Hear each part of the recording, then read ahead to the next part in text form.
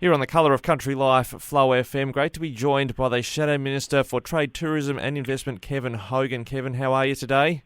Good, thanks, Ricky. We're talking about an important topic that sort of goes on in the background in a sense. We've got serious flooding concerns all over Australia, but right now farmers have been watching, amongst others, the progress of trade agreements. You've got concerns about the UK and India deals.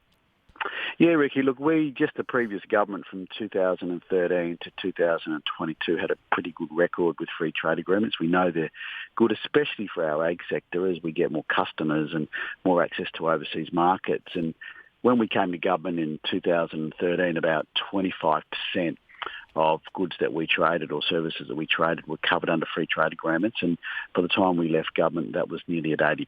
So that has obviously given us a lot more customers around the world. Now, the last two that we nailed were a free trade agreement with the United Kingdom, the UK, and also one with India.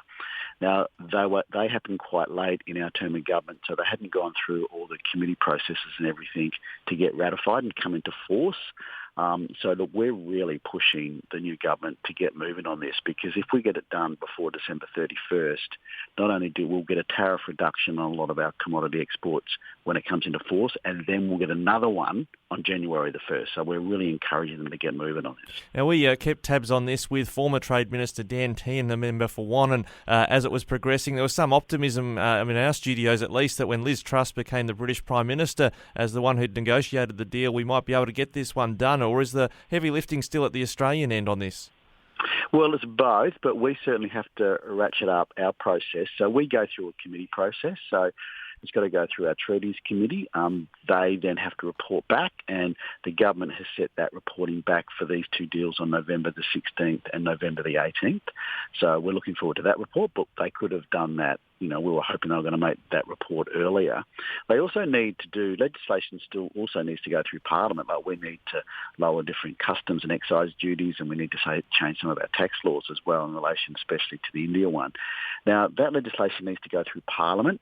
Once you get all that legislation through and done, you have to wait 30 days, and then you notify the other country that you've done everything you do after you've done that in Parliament, and then 30 days later it comes into force. Now, if we do this in late November, 30 days is going to take us very close to the end of December, which we think is just cutting it too fine, and we are encouraging the new government, to move everything forward, to get legislation introduced in budget week, and to keep moving this process, or we might miss the December 31 cutoff that we really want to get those two hits by January 1. Yeah, we had flagged this as one of the number of concerns with the short sitting calendar the government had announced earlier in the year, and particularly when we had to put some time off due to the passing of Queen Elizabeth II. You say there's a 16 November reporting date. Is a fortnight enough time to get that through the Parliament?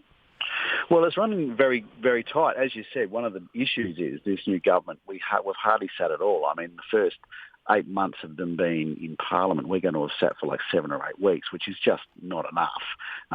They've got legislation they want to get through, good, and we've got legislation they need to get through, especially in relation to the free trade agreement. So this is making everything very tight, and this is important.